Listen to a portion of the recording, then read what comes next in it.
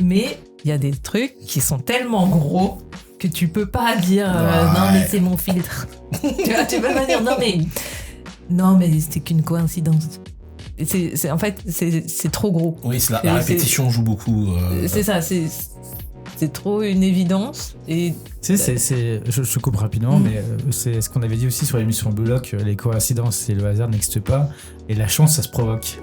Casse départ, l'émission trait d'union entre la pop culture et la connaissance de soi.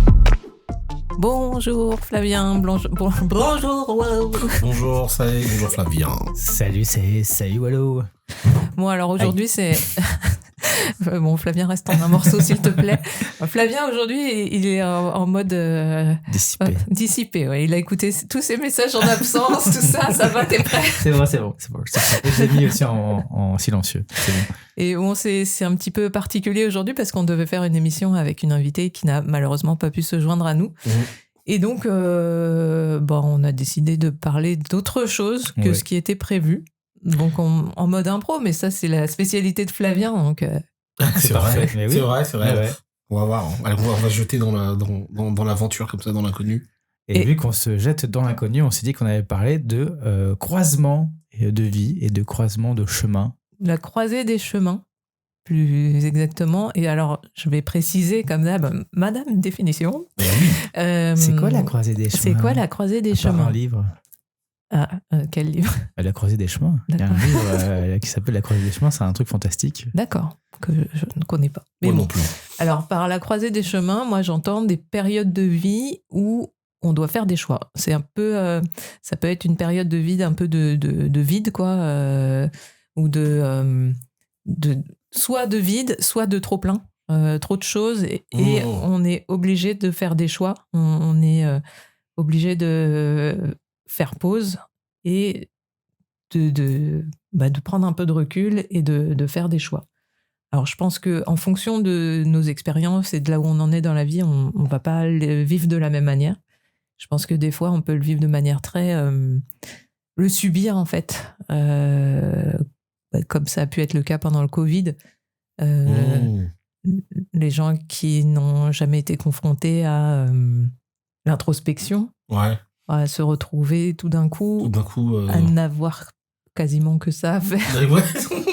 Si, bien sûr, il y a tout ce qui est lire des livres, il y a toujours moyen de s'occuper l'esprit. Mais une très grosse rupture de la routine pour beaucoup, et donc forcément, il y en a que ça conduit à se poser des questions de fond à ce moment-là. De toute façon, c'est dès qu'il y a une rupture de base, dans tous les cas, dès qu'il y a rupture, ça amène aussi un renouveau. C'est ce qu'on avait parlé aussi dans l'émission du renouveau. Donc, dès qu'il y a chaos, dès qu'il y a rupture, ça amène un renouveau. Et dans la croisée des chemins, on est face à un choix. Est-ce que quel choix on prend si on prend cet imaginaire où on arrive à un carrefour de la vie, avec un stop, et qu'on doit partir à gauche et à droite et qu'on n'a pas de GPS. Qu'est-ce qu'on fait? Est-ce qu'on va à gauche ou on va à droite? S'il y a un stop, on va toujours à droite. C'est le code de la route, ça. S'il y a un stop, c'est toujours à droite. Si tu sais pas, c'est à droite. C'est vrai? Ouais, pourquoi à droite? Parce que c'est là que se termine un cycle. Et pas par la gauche. Quand il y a le stop, à gauche, tu peux pas continuer. Si tu continues, tu rentres dans ce que on pourrait dire en allemand le Verboten, l'espace interdit. Donc il y a des choses. Genre, faut le dire en allemand. Parce que tu sais, il y a un caractère un peu. Bon, si le stop, nous on appelle ça plutôt l'enfer, tu vois. C'est-à-dire que ça, c'est pas que il se passera rien, mais il se passera rien de très bénéfique quand t'as le stop. Mais t'as des moments où t'as des arrêts à gauche, mais tu peux continuer. Mais t'en as un, stop, genre non, quoi. Et quand tu sais pas, vaut mieux toujours terminer à droite. C'est un truc qu'on retrouve justement, quand on parlait de la croisée des chemins, c'est un truc qui m'a intrigué, moi, pendant longtemps, dans des dessins animés, et c'est pas forcément du dessin animé japonais, je voyais ça même dans du cartoon ou du Disney. Tu sais pas pourquoi on dit, oui, quand tu sais pas, tu vas à droite. Et moi, ça m'intriguait. Moi, j'ai jamais remarqué ça. J'ai remarqué ça, je regardais, mais pourquoi, sur quoi ils se basent pour dire ça? Pourquoi est-ce que ça leur paraît? Et si t'es gaucher, tu vas quand même à droite? Que tu ne sais pas, c'est surtout la condition que c'était. Tu ne sais pas où tu vas. Si tu sais, que c'est gauche, tu vas à gauche. Il y a des obstacles. Mais quand tu es dans l'ignorance, tu ne sais pas, il y a un stop, prends le chemin de droite. ouais. J'avais jamais fait gaffe parce que dans les cartoons, moi je voyais les gens aller tout droit. Ils vont à gauche, à droite. Ils vont tout droit dans le rien. Dans la question posée, attention. Ouais. Mais c'est un truc que je voyais déjà petit et que j'avais vu même dans d'autres films, tu vois, pas forcément. Et je me demandais, mais pourquoi? C'est quoi qui leur permet de dire ça?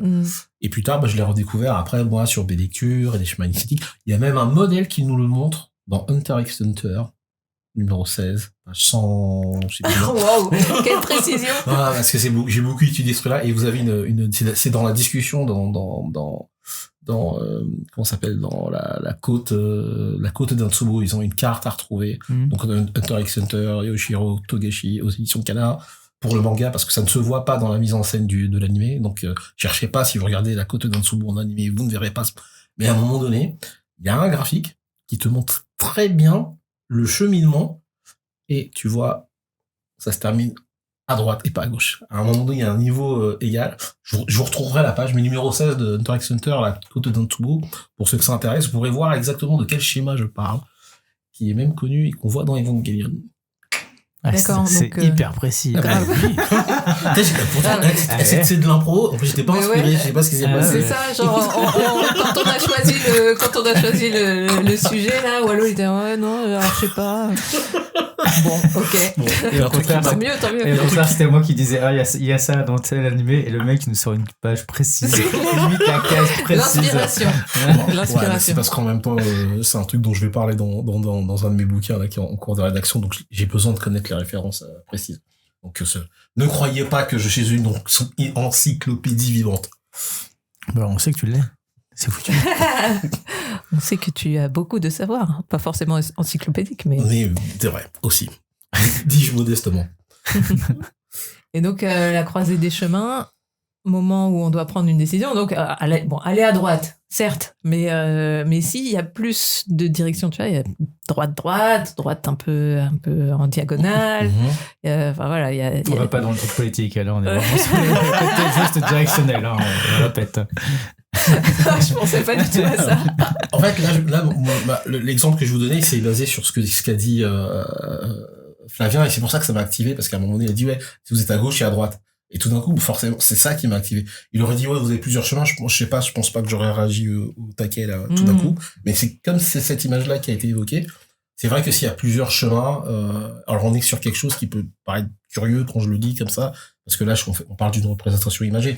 On sait très bien que la croisée des chemins dans la vie de tous les jours, c'est pas un chemin à gauche, à droite, c'est une personne que tu rencontres, c'est plusieurs choix possibles qui s'offrent à toi. Mais, j'aurais presque dire, quel est le caractère droitier des gens que vous allez rencontrer, des situations qu'on va vous proposer.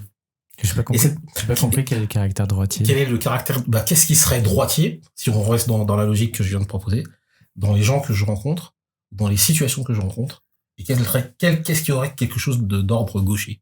Je vais le dire avec une autre notion. Qu'est-ce qui serait yin ou yang? Et la fin se termine toujours d'un seul côté. Là, il faudrait que je revoie la parité vraiment yin-yang, donc droite et gauche. Mais c'est un seul qui prend en charge un cycle. Il n'y en a toujours qu'un seul. Parce qu'il absorbe et fait la synthèse de ce que l'autre a reçu. Parce que quand tu dis caractère droitier ou gaucher, après, je pense que ça dépend aussi de ce qu'on met comme signifiant dans le mot droitier. Bien sûr. Je pourrais dire direct ou indirect. Mais c'est parce que là, c'était le plus simple. C'est le direct, indirect. Mais ça reste encore là, il faudrait que je le précise. Et là, ça demanderait au moins 2-3 émissions. Dis-je pour m'enfuir. Moi, en fait, la croisée des chemins, alors je l'ai vécu à plusieurs reprises de manière plus ou moins consciente, mais je le visualise vraiment comme le grand carrefour de Shibuya, là, avec où t'as vraiment l'octogone, les trucs de piétons. Ah ouais, je trouve voilà, les passages cloutés et les passages piétons qui se croisent. Et à un moment de ma vie, je m'étais retrouvée dans ça. Alors, à plusieurs, dans ma tête à Shibuya, ouais. Mais dans ma vie, à plusieurs moments, je me suis retrouvée à un moment où ça fait beaucoup de moments dans une même phrase. Je me suis retrouvée à devoir prendre une décision. Et je l'ai pris vraiment de diverses manières en fonction de là où j'étais dans ma vie, de l'énergie que j'avais et des élans aussi que j'avais, parce que ça, c'est une manière de prendre des décisions qui compte pas mal pour moi. Les élans physiques, en fait, de se sentir poussé ou porté vers quelque chose. Et en l'occurrence, à ce moment-là, c'était... j'ai pris le temps d'explorer, de me projeter dans chaque direction. Dans chaque direction, ouais. C'est comme si j'étais allée à l'entrée de chaque chemin qui se proposait, qui était envisageable, que je me mettais là et que je prenais le temps de ressentir ce qui se passait au niveau physique. Alors, comment je respire, comment mon corps se tient, comment je me sens dans mon corps. Pour chaque possibilité, je prenais le temps de, soit s'il y avait un lieu associé à cette possibilité, d'y aller, de parler avec les gens, de voir comment les gens se comportaient, donc dans cette épigénétique, parce que pour exprimer un petit peu ce qu'est l'épigénétique, c'est ce qui va nous entourer, les gens, les lieux, et comment, consciemment ou inconsciemment, ça va nous influencer. D'accord. Parce qu'on est toujours influencé par les gens qu'on côtoie, les lieux qu'on fréquente, et ça se fait de manière plus ou moins consciente, mais comme je sais que ça a un impact, j'allais dans chaque lieu, ou en l'occurrence, il y en a un, c'était chez moi, et je me projetais en disant quel ça est je vais devenir si je vais par là. Parce que j'estime que quand on choisit un chemin, ça nous fait changer aussi. Bien sûr. Il y a une part d'adaptation, il y a une part d'épigénétique, puis il y a des facettes de nous qui se révèlent plus ou moins. Et j'ai pris une décision comme ça. Et j'ai bien fait de prendre la décision que j'ai prise à ce moment-là. Et si t'as pas le temps d'explorer, parce que là c'est ça, là j'ai pris le temps. J'ai pris le temps. Parce que là, de ce que j'entendais, je me disais donc t'as pu aller voir les personnes et rentrer, j'ai pris un mois. Ah oui, quand même. Ah oui, quand même. Bon. Pour prendre une décision. Pour prendre cette décision, ah ouais. Et après, j'ai bien conscience qu'on n'a pas tous tout le temps de se poser. En plus, même un mois, c'est assez long. Non, peut-être que derrière, si c'est pour éviter un truc terrible, oui, il vaut mieux prendre le temps. Bah ouais. Et en fait, j'ai décidé de prendre ce temps parce que j'avais jamais procédé comme ça. Jusque-là, c'était allé plutôt vite. Il y avait quelque chose qui se terminait, il y avait des opportunités qui se présentaient et tac, tac, ça allait plutôt vite. Et là, je me suis dit, je vais faire autrement. Et ça me fait penser un peu aux différents mangas que tu évoquais, Flavien, puisqu'on va raccrocher ça un peu à des mangas quand même. Tu parlais de Frieren, par exemple, où c'est un rythme plutôt lent. Et on parle souvent de shonen où les héros, ils ont déjà un but, et c'est plutôt un rythme rapide. Donc les deux existent, les deux sont possibles. Mais je me suis dit que expérimenter différents modes de prise de décision, ça pouvait être pas mal. Et j'ai aussi eu un autre cas de figure où, pareil, je devais prendre une décision. Et j'ai parlé avec quelqu'un qui s'intéresse beaucoup à tout ce qui est développement personnel également. Et il me propose d'écrire les possibilités envisageables sur des papiers. Et que lui va me dire le truc est bon pour moi. Ok. Mais sans savoir ce qu'il y a écrit dessus. C'est un peu un jeu, tu vois. Pifosique, mais c'est ça. Après, je pense que ça dépend beaucoup de la personne que tu as en face. Et puis, tu gardes quand même ta part de libre arbitre. Et lui-même m'a dit, ouais, mais bon, après, si tu sais ce que tu veux faire, t'es pas obligé de suivre le papier. Enfin, tu vois, et c'était marrant parce qu'il y avait à la fois cette décision de jouer à ce jeu. Et en même temps, de ma part et de sa part, le fait de savoir que j'avais mon libre arbitre et que j'étais pas obligée de suivre ce qu'il y avait écrit sur le papier qu'il aurait cité. Encore une fois, sans savoir. C'était pas un avis, c'était un truc au pif. Ouais, je trouve que c'est très intéressant comme démarche parce qu'elle fait valoir par rapport à l'absence de soi. Enfin, je le dis pour les éditeurs, parce qu'ils pourraient le faire en fait, même avec des amis. Tu mets dans ce que tu expliques, c'est-à-dire que c'est toi qui mets les choix vers lesquels tu pourrais t'orienter, ça vient de toi, donc ça vient pas de lui, c'est pas lui qui vient te dire, tiens, ça vient de toi, donc d'une certaine manière, c'est ça comme ça vient de toi, bah, c'est quand même rattaché à ton histoire personnelle. Mais là, il prend, pour le coup, lui, il fait le choix, entre guillemets hasardeux, parce qu'après moi, derrière, je dis entre guillemets, parce que pour moi, il n'y a pas de hasard. Enfin, le hasard n'existe pas, mais c'est pour le rendre explicite à nos auditeurs. Donc, mais lui, il fait le choix hasardeux de prendre un truc et de dire, bah tiens, voilà, c'est ça.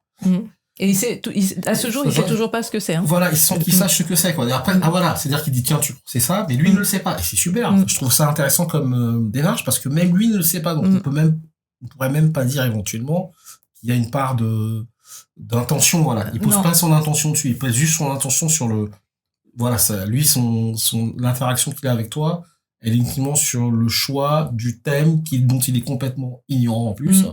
Pour dire, voilà, tiens, prends ça. Il se doutait un petit peu de la thématique, était professionnelle, hein, mais en fait, mais il n'était pas du tout impliqué dans je trouve la démarche très intéressante, en tout cas.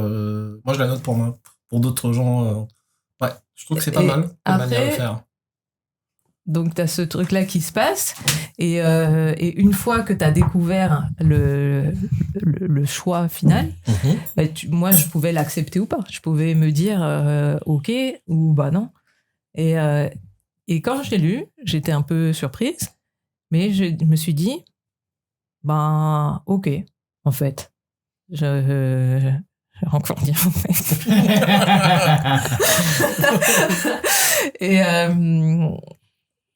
et j'ai suivi cette recommandation intuitivo, je sais pas quoi. Et c'est en train de faire sens. Alors, je verrai, l'avenir va me dire comment ça fait sens. Mais d'une certaine manière, c'est en train de faire sens et j'observe. J'observe les choses. Parce que, bon, je peux pas rentrer dans les détails, c'est pas grave. Mais ça fait sens de manière inattendue. C'est-à-dire que tout ce qui se passe et qui amène du sens dans cette décision de l'époque, dans ma perception, bien sûr, je l'avais pas imaginé, je l'avais pas anticipé. Et donc bah, quand ça se passe comme ça, moi, je suis en mode ouh, je suis au spectacle, ok. Mais je pense qu'il y a plein de manières de faire des choix. Et on avait parlé du choix de suivre son cœur, tout ça avec Cookie-san. Mais autant quand j'étais plus jeune, cette zone de flou me mettait mal à l'aise parce que fallait que ça bouge, fallait que je fasse des trucs, fallait que je sois tout le temps dans l'action.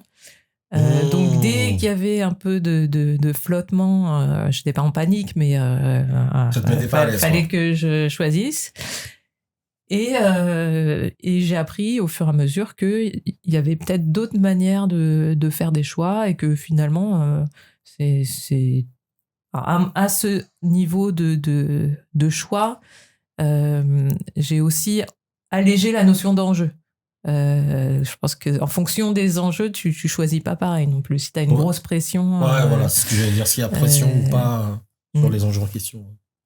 Sur le moment des croisements, de la croisée des chemins, à l'époque où je savais pas trop ce que je voulais faire, etc., je me suis rappelé je reviens toujours sur les vieux mangas que je lisais et qui m'ont fait sens.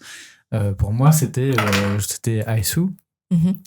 Et donc dans Aisu, le mec il est complètement paumé, c'est un adolescent qui est paumé. Si je raconte rapidement l'histoire, c'est de Masaki Katsukatsura. C'est chez Tonkam, je sais même pas si c'est réédité ou pas, mais en tout cas c'est je crois qu'il y a des rééditions. Tonkam, c'est un titre qu'ils ont gardé. Et donc c'est l'histoire de Ishitaka Seto, qui est un jeune adolescent qui tombe amoureux d'une fille qui s'appelle Yuri Yoshizuki. Et après il y a sa voisine qui est là, je sais plus son nom, qui commence par un I aussi, pour ça c'est I de tréma S. Et donc il sait pas qui choisir entre la fille qu'il aime et sa meilleure amie d'enfance qui est amoureuse de lui et que lui a peut-être des sentiments. Donc voilà, un peu croiser des chemins, un truc classique, triangle amoureux. Voilà. L'amoureux japonais à la base. Et en gros, ce que j'aimais bien dans ce manga, c'est qu'on voyait toutes les pensées du jeune homme. Donc c'était vraiment, tout était aligné dessus. Et les projections aussi qu'il avait. Les projections qu'il avait, en tout cas avec Yori ou avec... je sais plus, j'arrive plus à trouver le nom de sa meilleure amie, mais avec elle. Et donc il y avait toutes ces projections et ces fantasmes qui se faisaient. Et par rapport à ça, il prenait un choix. Ou alors il allait à l'encontre de son choix, mais vers son fantasme. Et moi, quand j'avais lu ça, je fais, en tant qu'ado, je fais, non, mais c'est marrant, c'est vrai que moi, je projette la même chose aussi. Je vais, à un moment, quand je arrive à la croisée d'un truc, je vais fantasmer quelque chose et penser à quelque chose, ce qui est différent. Ah, tiens, tu pourrais donner la différence pour toi, du coup, parce que... Dans le fantasme, c'est un truc qui va être pas réalisable, et quand je vais le penser, il va être plus réalisable. Ah, dans ce sens-là, donc c'est, entre guillemets, raisonnable, déraisonnable, enfin, possible ou possible, impossible. Ouais, ça. Ok, si je devais ramener à ça. Okay. Et donc, et lui, il allait il allait soit essayer de réaliser son fantasme, mais vu que c'est un fantasme qui est à la base irréalisable ou questionnant, et ben, ça va un peu capoter, ça va capoter. Alors que quand il fait des actions réfléchies, et qu'il prend le temps de le faire, et ben c'est là où ça fonctionne. Et là, je me suis dit, bah oui, c'est intéressant comme point de vue, surtout que moi, à l'époque, en tant qu'ado, on fantasme beaucoup de choses, on ne connaît pas la vie, on ne connaît pas ce qui se passe, du coup, on fantasme des trucs qui sont irréalisables, ou alors, si on y va, on va pas prendre la bonne porte non plus, quoi. Et je me suis rappelé de toutes ces règles, et même en tant qu'adulte, je me suis rappelé de toutes ces règles que j'avais lues dans ce manga-là, et j'évite au maximum de fantasmer un choix. Et quand j'arrive à la croisée, à ce carrefour de Shibuya, et je me dis qu'il y a plein de portes d'entrée, portes de sortie, etc., qui sont là, et je me dis, qu'est-ce qui est le plus raisonnable ? Est-ce que c'est d'aller tout droit ? Est-ce que c'est d'aller à droite, à gauche, etc. Mais de ne pas me projeter sur quelque chose qui n'est pas envisageable, ou me dire, peut-être qu'il arrivera quelque chose là-bas. En l'ayant fait une première fois, et je l'avais déjà raconté sur le truc avec Cookie-san, quand j'ai monté ma première boîte, j'ai réalisé un fantasme. Et effectivement, ce n'était pas réalisable. C'était questionnant, mais je ne me suis pas questionné jusqu'au bout. Comme toi, où j'aurais dû prendre le temps de me poser, de savoir comment je me sens, etc. Je me dis, bah non, l'opportunité est là, et je vais réaliser ce fantasme-là parce que, justement, il est tellement irréalisable que je vais être le premier à réaliser.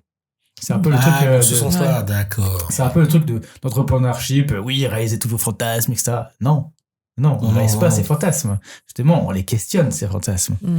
Et c'est pas pour rien que je fais un spectacle qui s'appelle Fantasme aussi maintenant, où on va réaliser, entre guillemets, les fantasmes du public en les questionnant pour savoir si c'est réalisable ou pas réalisable. Qu'il soit mignon, qu'il soit morbide, parce qu'il y a plein de gens qui veulent tuer leur belle-mère ou leur patron, il y en a plein. D'accord. Ou leur RH. Et, ou des fantasmes un peu plus sexuels, et pareil, on va questionner tout ça. Et donc, c'est marrant parce que ce que je fais, mine de rien, en impro et dans la vie et dans le manga, en fait, tout s'est relié sur la même thématique, sur la réalisation de quelque chose de concret.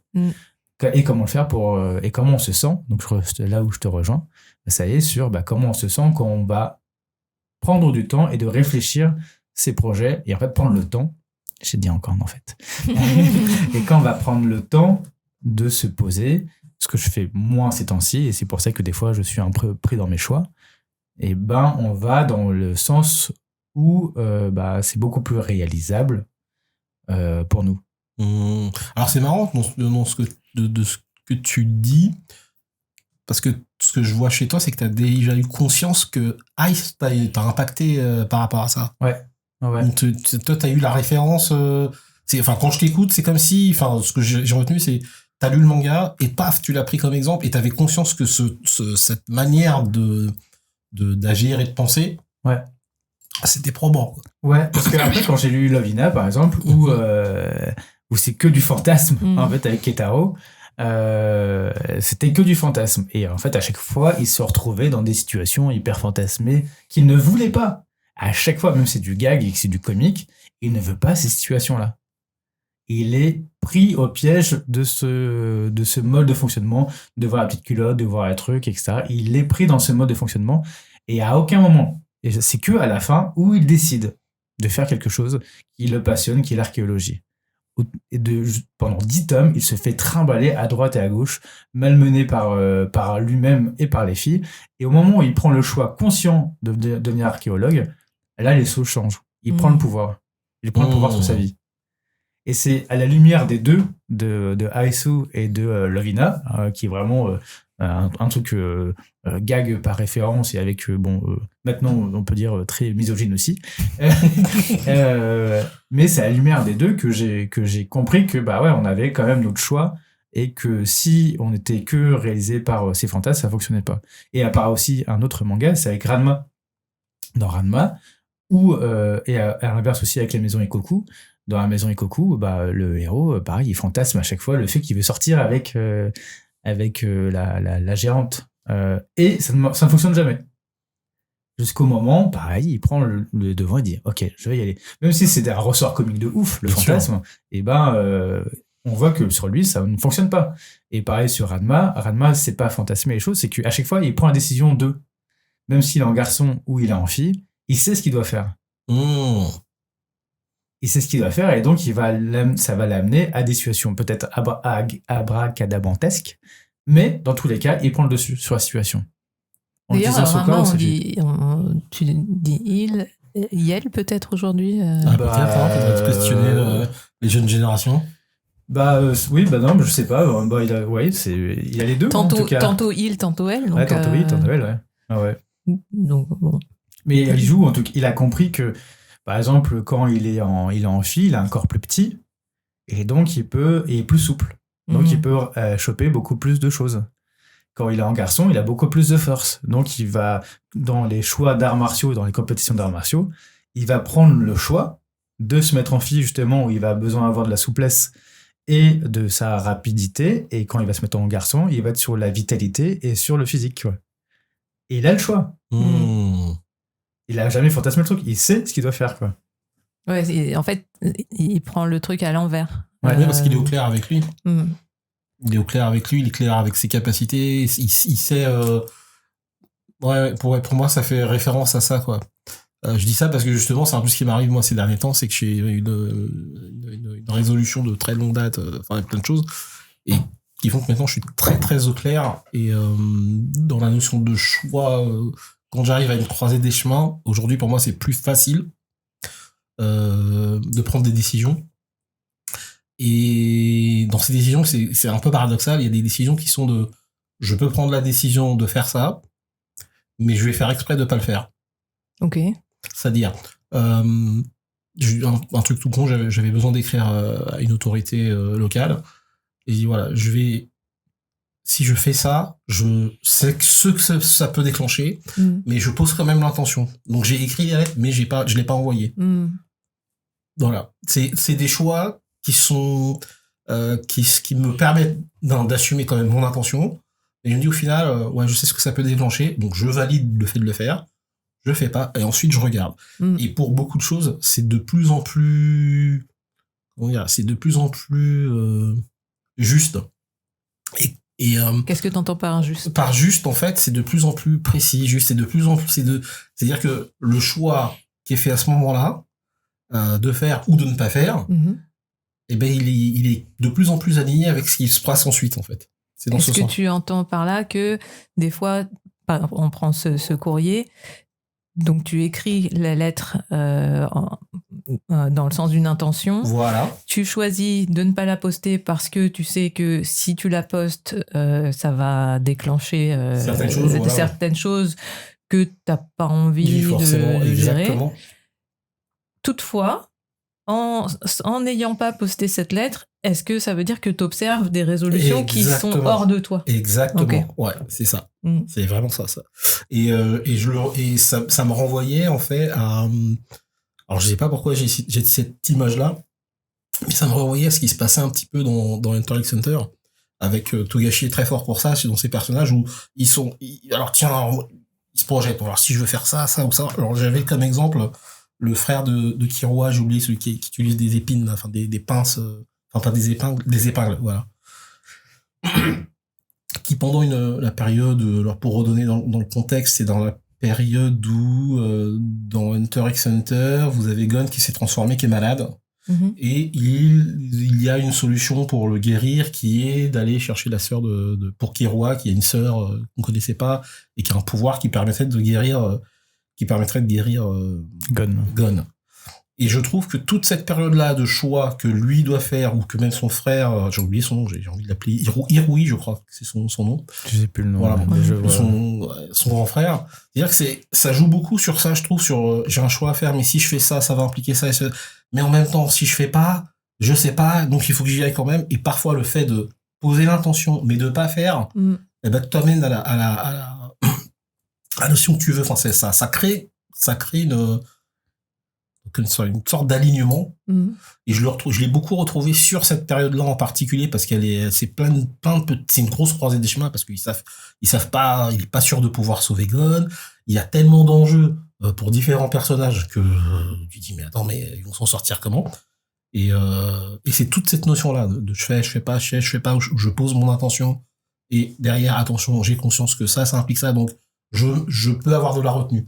Bah, c'est un peu repris justement dans de toute façon le Nen qui est créé dans Hunter x Hunter et qui est copié éhontément dans Jujutsu Kaisen. Enfin, je trouve que c'est pareil avec l'obscur, le pouvoir qui obscur, je sais plus comment il s'appelle dans Jujutsu Kaisen. Jujutsu Kaisen, j'ai pas fait cette analogie-là.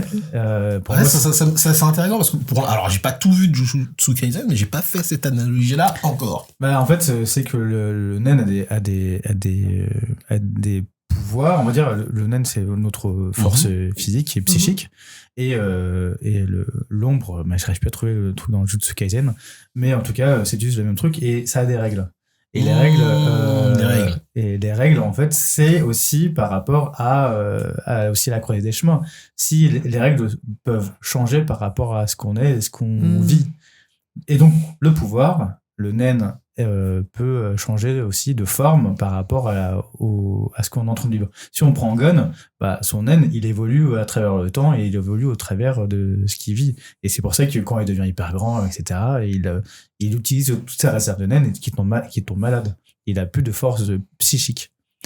Et dans cette idée de croiser des chemins, à chaque fois qu'il rencontre quelqu'un, bah, il y a son pouvoir qui se renforce, en plus lui du renforcement si je me rappelle bien, qui se renforce et qui évolue par rapport à ce qu'il vit et ce qu'il écoute pour s'adapter de plus en plus et de se dire bon bah je vais soit anticiper ou soit me laisser vivre par.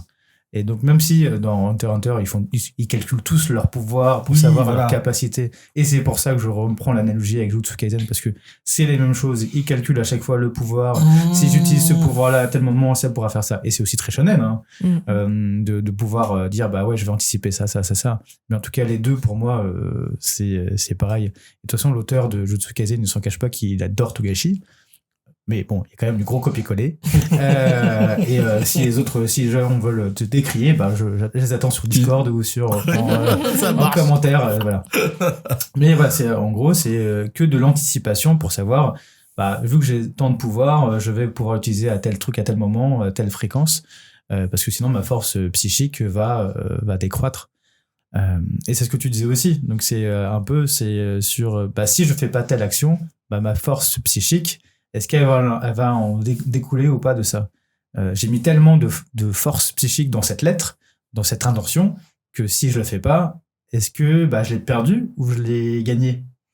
Effectivement, c'est marrant que tu me le refasses voir comme ça, parce que du coup, je vois dans Hunter x Hunter, c'est des aspects qui, des fois, alors je dirais pas me saoulaient, mais je trouvais ça marrant comme approche, parce que je trouvais que c'était peu intuitif, mais c'est pas tant peu intuitif, c'est parce que la narration de Togashi est orientée sur ça, quoi. C'est-à-dire qu'on évalue à fond, et je viens de me rendre compte, là, en t'écoutant, que j'ai intégré ça, mais je pensais pas que ça venait de Togashi, en fait. Je pensais que c'était un truc qui s'était fait de moi, quoi, en fait. Mais là, quand je t'écoute, je dis, mais en fait, ouais, ça vient de Hunter x Hunter, parce que avant, c'était plus, j'y allais à l'instinct, puis c'est pas grave. Tandis que là, c'est vraiment, j'ai eu cette espèce de mesure ces derniers temps où, tac, je fais ça, mais attention, je place mon intention là, mais il peut y avoir d'autres choses, et ça me sera pas forcément bénéfique, si j'agis. Donc, et puis il y a d'autres fois où c'est,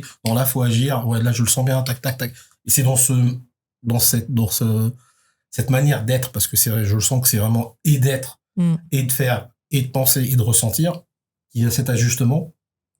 Et franchement, bah, je vois, là, je veux dire que c'est assez ouf, quoi. Donc maintenant, moi, la croisée des chemins, j'arrive même, des fois, à repérer, des signes où, je vais encore plus loin, c'est, je n'ai pas le signe, je le fais pas.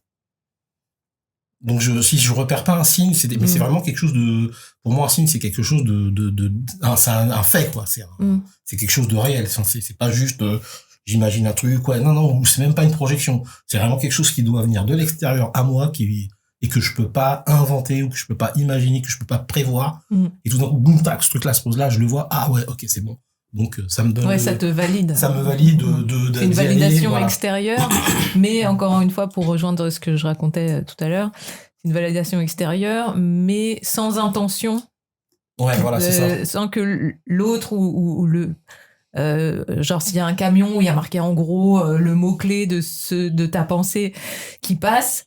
Le gars, il s'est pas dit, alors Wallo, à tel moment, il va penser ça, du coup, je vais conduire avec mon camion et passer devant lui, quoi. Ça serait rigolo, un manga qui fasse ça. Mais c'est chouette que tu le dises, parce que ma neuroception, j'étais mort de rire, j'ai dit, putain, mais ok, ça y est, il est en train de me lire, parce que c'est ce qui s'est passé quand je suis venu en voiture ce matin. Donc, c'est pour ça. Et quand tu parlais, j'avais ça, je suis, bon, ok. Mais en fait, c'est ce que tu décris. J'espère que les auteurs devront réécouter le passage de Saïd grandement, parce que c'est très important, de mon point de vue. Pour ceux qui ont cette sensibilité vis-à-vis des signes, pour ceux qui n'en ont pas et qui pensent que c'est du grand n'importe quoi, je suis ok aussi avec ça, vous avez le droit de pas croire et de dire que bon, ils sont bien gentils, ça casse des parts à raconter leur histoire. Mais pour ceux qui ont cette sensibilité-là, c'est bien de prendre conscience que, comme dit Saïd, moi, je conduis pas, où tous les matins, à telle heure, il y a tel camion qui arrive avec ce message-là. Donc c'est un truc que tu peux pas prévoir, je peux pas organiser ma journée en me disant, je vais attendre que c'est le truc qui se fait vraiment. Heureusement que tu fais pas ça. Bah, c'est clair, à la chasse aux signes. C'est genre, il veut tellement un truc qu'il va chercher les signes qui valident. C'est le truc, il est tellement en relation au moment où il se présente avec soit ce que je pense, ma préoccupation du moment, ou les choix justement que j'ai à faire, que boum. Et tu dis, bah ouais, c'est ça, parce que c'est vraiment pas prévisible. Tu peux pas anticiper ce truc-là, c'est impossible d'anticiper. Alors, ce qui est marrant, c'est que il y a pas longtemps, j'ai enregistré un casse-café à ce sujet, mais j'évoquais les synchronicités, donc autre terme pour parler des signes. Et récemment, dans ma vie, j'en ai expérimenté, mais de manière très récurrente, limite flippante. Genre, c'est bon ça. What? Et en vrai, c'est notre esprit qui fait du lien, parce qu'une personne qui n'a pas son attention sur le fait de créer du lien entre des choses qui n'en ont pas, une personne va passer à côté des potentiels signes. Et puis, au final, tous les jours, en marchant dans la rue, ne serait-ce qu'en marchant dans la rue ou en regardant notre téléphone, on voit 50 000 trucs. Et de fait, on a des filtres. Mais il y a des trucs qui sont tellement gros que tu peux pas dire non mais c'est mon filtre. tu peux pas dire non mais c'était qu'une coïncidence. En fait c'est trop gros. Oui, la répétition joue beaucoup.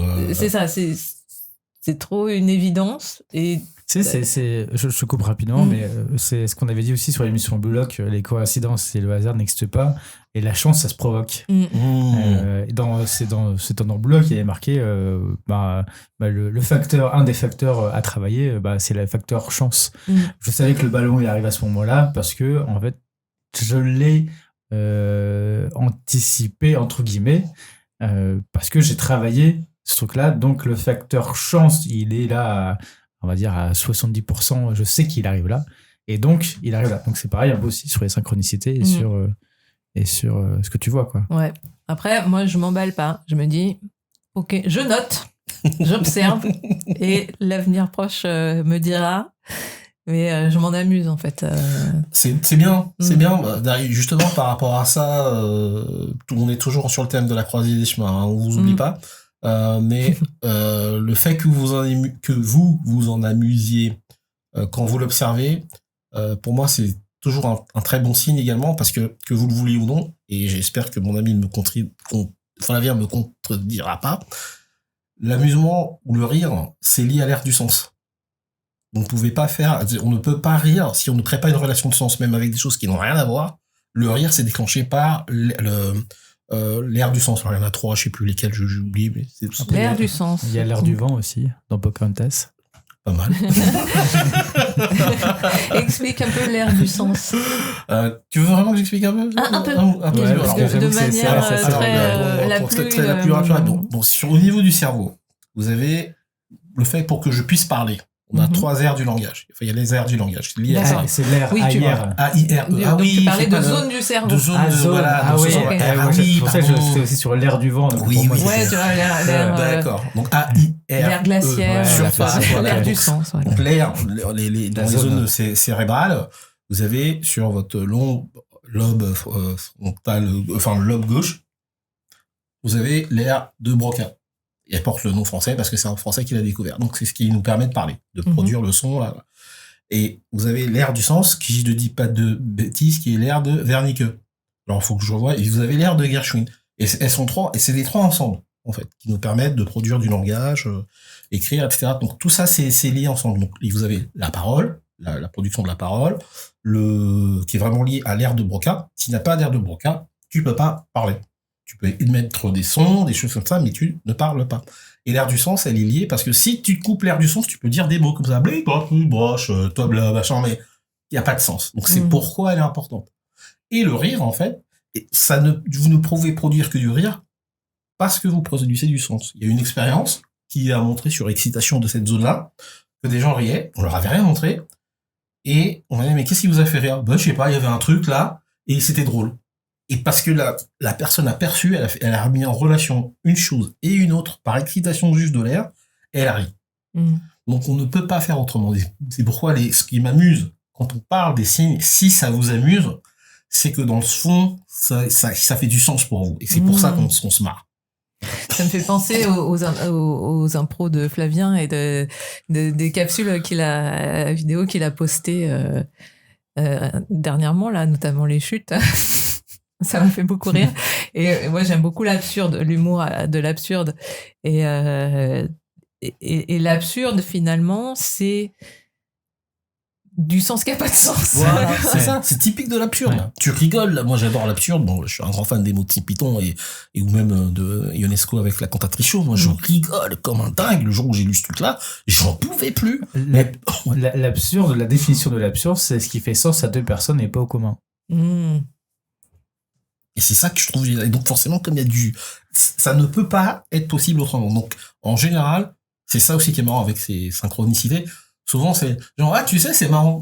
Moi, quand j'entends ça, j'insiste plus aujourd'hui. Je fais pas de décodage parce que des fois, je peux en faire, mais j'entends, ok, elle a perçu déjà qu'elle sait. Tu le sais quand même. Tu dis, il y a un truc, mais bon, comme on a été habitué à intellectualiser beaucoup les choses, des fois, on n'arrive pas à rajouter un truc, je fais quoi de ça? Parce qu'on n'y a pas été éduqué. Et c'est un peu aussi comme, ça revient aussi sur la croisée des chemins, mais ça va aussi dans ce que vous êtes en train de dire. Ça me rappelle un peu les pro-gamers. Intéressant. Là, je suis en train de regarder Shangri-La Frontière. Ouais. Et c'est des pro-gamers en mode VR, ce qui arrivera sûrement un jour. Mais ils ont des casques virtuels, mais ils agissent comme les pro-gamers sur Street Fighter, en voyant avec Guillaume à chaque fois qu'il arrivait à anticiper les actions, parce qu'en fait, il a tellement décodé chaque phase, une par une, de chaque combattant. Et les pro-gamers, c'est ça, ils arrivent à dire au pixel près ce qui va arriver, etc. Et donc, dans Shangri-La Frontière, ils sont dans un univers virtuel, dans un MMORPG où ils sont vraiment à l'intérieur. Et c'est que par répétition, des coups et des choses qu'il est en train de voir, qu'il arrive à anticiper les prochains trucs. Et donc, par rapport à ce que vous dites, c'est parce qu'on a fait l'expérience 2 et par répétition de l'expérience 2 qu'on arrive à savoir si notre choix est le plus probant ou pas. Exactement. Parce qu'on arrive à anticiper cette fraction de seconde-là, et par les signes, ils sont là parce qu'on les a vus et perçus. Le signe est apparu à ce moment-là, et c'est ce signe-là qui va nous dire « je peux commencer à improviser et je peux commencer à anticiper. Parce que c'est juste par la répétition. Même si on dit à chaque fois, moi je fais de l'impro, ben l'impro, ce n'est que de la répétition. Ce n'est que du jeu. Et je m'amuse effectivement et je ne fais que de répéter des mouvements, des choses pour que dans mon cerveau, ça fasse sens sur des choses dans une fraction de seconde. Et subtile, et subtile. Voire extrêmement subtile. Ouais. Et c'est là où on va justement dans ce truc de la croisée des chemins où à un moment donné, quand on arrive à un carrefour de notre vie et qu'il faut réfléchir vite, si c'est un truc qui n'a jamais été répété, est-ce que je vais à droite? Je ne sais pas. Mais je sais que s'il a été répété, je sais quelle décision prendre parce je l'ai répété maintes et maintes fois dans ma tête. Et c'est comme tu l'as dit au tout début, hein, c'est une sorte de simulation que tu te fais dans ta tête et que dans cette simulation, elle a déjà été programmée, entre guillemets, pour pouvoir faire notre chemin. Et c'est marrant, c'est en parlant avec vous que je me suis rappelé de ces phases de combat dans Shangri-La Frontière. Et le mec, il joue juste par répétition. Et après, j'ai mis en analogie avec les pro-gamers à côté, quoi. Ah, c'est chouette. Comment tu dis que ça s'appelle? Shangri-La Frontière. Shangri-La Frontière, c'est... Ouais. C'est chez Glénat. En fait, c'est l'histoire d'un mec... C'est une BD? C'est un manga, ouais. C'est un manga, ouais. C'est l'histoire d'un mec qui s'appelle Ryo Setome, qui adore jouer à des jeux en VR. Donc, ils ont des casques de réalité virtuelle et il adore les bouses. Et les bouses, c'est des jeux tout pourris et il aime bien un peu craquer ces jeux tout pourris pour savoir comment encore mieux s'amuser avec. Donc il va utiliser tous les bugs des jeux pour pouvoir encore plus améliorer lui son fonctionnement. Et un jour, il y a une vendeuse de son magasin de jeux vidéo préféré qui dit mais arrête de jouer aux bouses et joue au GOAT, donc le meilleur jeu ultime qui est Shangri-La Frontière. Et il y va et donc il utilise tous ses skills, toutes ses compétences de joueur en bouse et va essayer de voir justement toutes les dernières features, toutes les dernières capacités qu'il peut avoir. Et vu qu'il a toujours répété le chose de voir chercher les bugs, qu'il va aller chercher les tout petits trucs à l'intérieur du jeu pour pouvoir anticiper. Et de temps en temps, et ce que je disais sur le facteur chance, c'est que dans l'histoire, il arrive sur un monstre légendaire qui arrive une fois, qui apparaît une fois tous les je sais pas combien d'occurrences. Et lui tombe dessus et il combat contre lui et lui met une marque comme quoi il aura plus aucune armure et il sera toujours tout nu, quoi. Enfin, tout nu. Il a juste un short et une tête de piaf. Et ce sera ça son armure. Ce sera ça. Il ne pourra plus combattre comme ça. Donc en gros, c'est dans l'aspect du jeu, c'est combat avec tes propres armes pour devenir le meilleur, en gros. Et c'est que par répétition, il va tester plein de trucs, voir plein de trucs, etc. Il va se faire des amis. Par expérimentation. Par expérimentation. Et ses amis qui le rejoignent, ils ne le rejoignent que parce qu'ils sont expérimentés. Pas parce que c'est des novices. Mais parce qu'ils sont expérimentés donc ils veulent aussi expérimenter d'autres choses. D'accord. Ouais, chacun a développé des sa skills, capacité, quoi, ouais. Et puis une capacité spéciale. Et à un moment, ça fait sens qu'ils se retrouvent ensemble pour une mission en particulier, c'est ça? Ouais. Ils combinent leurs forces sur une mission particulière ou sur des missions particulières. Mais c'est que chacun est très différent des uns des autres et ils vont pas chercher une compétence qu'ils ont en commun. Non, c'est parce qu'ils sont différents, qu'ils sont ensemble et qu'ils peuvent aller finir cette mission. Et pareil, ils ont aussi cette fonction d'anticiper parce qu'ils ont joué, c'est soit des pro-gamers, soit c'est des gros joueurs, ou alors c'est des gens qui sont expérimentés vraiment dans un seul domaine et qui arrivent et qui se combinent et qui font quelque chose, quoi. Et c'est un peu nous là, c'est pareil. Ouais, mais c'est ça. Mais moi j'adore l'idée de l'image de complémentarité parce que je pense que au niveau de l'éducation, alors je m'éloigne un petit peu de notre thématique d'origine, mais au niveau de l'éducation, on est dans un système qui fait beaucoup la part belle à la compétition, alors que en réalité, il faudrait qu'on apprenne plus à la complémentarité et à faire des choses ensemble et à avoir une réflexion en mode là j'ai une image de robot, tu sais, avec les différents les biomanes, quoi, les différentes couleurs qui s'assemblent pour faire un grand robot. Et ben si t'as un grand robot à plusieurs, bah t'es plus fort que toi tout seul, quoi. Ouais. Alors je vais pas trop aller dans tout sens pour une fois. Ouais. Parce que pour moi la compétition peut être bonne Ouais. si il y a de la complémentarité. Ok. C'est que tu peux gagner une compétition, s'il y a les biomanes justement qui s'assemblent, etc., c'est parce que ils ont chacun une fonction. Ouais. Ils ont chacun une complémentarité. Et ils vont, mine de rien, ils vont affronter quelqu'un d'autre. Mhm. Ils vont affronter quelque chose. Et pour moi, ça, c'est de la compétition. La compétition va élever le rang et les niveaux de chacun pour pouvoir se compléter. Si je reprends Blue Lock, ils vont tous devenir le meilleur attaquant. Donc, ils sont tous en compétition les uns avec les autres. Mais ils adoptent chacun leur propre spécificité. Donc, deviennent complémentaires. Ouais. Mais en fait, les deux... Alors, peut-être je me suis mal exprimée, mais les deux sont importants. Et ce que je voulais dire, c'est que j'ai l'impression que dans notre système scolaire aujourd'hui, c'est, alors peut-être pas partout, tout ça, avec les nuances qu'il faut, mais que, bon, en tout cas, moi, quand j'étais plus jeune, j'ai eu la perception que ce qui était beaucoup mis en avant, c'était la compétition. Et moins, et pas du tout même la complémentarité. La complémentarité. Et bon, aujourd'hui, je vois par rapport à mon fils est encore un peu petit, donc il n'y a pas la notion de compétition. Mais j'ose espérer que y a un peu plus de place qui est faite dans le travail d'équipe et la complémentarité, quoi. Voilà, c'était la petite parenthèse complémentarité et compétition. Mais c'est comme le yin et le yang. Les deux sont nécessaires. Voilà. Et donc, pour revenir à la croisée des chemins, alors j'avais deux choses. Première chose, Flavien, j'avais une question pour toi. Quand tu disais tout à l'heure, je rembobine pas mal, quand tu disais qu'en impro, vous questionnez les fantasmes du public, alors, qu'est-ce que tu entends par questionner ?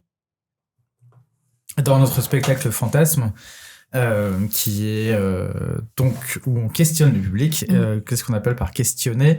C'est que dans le déroulé du spectacle, on va poser une question au public, tout simplement. Directement, mais pas c'est en anonyme, hein, parce que bon, y a des fantasmes qui sont non avouables, et c'est pour ça aussi que c'est écrit sur un papier. Et il y a des fantasmes très classiques aussi qui peuvent être non avouables pour les personnes. Exemple qu'on a eu, on n'a pas de nom, donc heureusement je connais pas les noms, mais on a eu je voudrais faire l'amour avec ma meilleure amie juste une fois alors que je suis en couple, par exemple. Et vous mettez ça après en spectacle. Ouais, on met ça en spectacle. Donc c'est un truc aussi, je vous dis, c'est ce truc-là parce que dans les mangas, t'as aussi ce truc-là où la meilleure amie, le triangle amoureux, voilà, classique, c'est le truc classique, quoi. Et donc voilà, et nous on va le mettre en scène, on va le jouer et on va le mettre en scène et on va aller explorer les différentes situations qui peuvent se faire. Donc il va coucher avec la meilleure amie, il est content, ils sont contents et tout se passe bien, ils en parlent pas à leurs chéris respectifs et puis bon voilà, mais il y a un non-dit, il y a quelque chose qui se crée. Quelle est la nature de leur relation entre les deux amis? On va explorer toujours dans le même spectacle.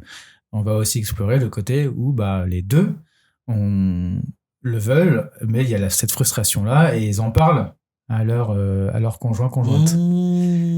Qu'est-ce que ça peut faire ? Est-ce qu'il y a de la jalousie, etc. Et on va aussi explorer une troisième truc où ils le font, mais l'un des deux, conjointe, l'apprend.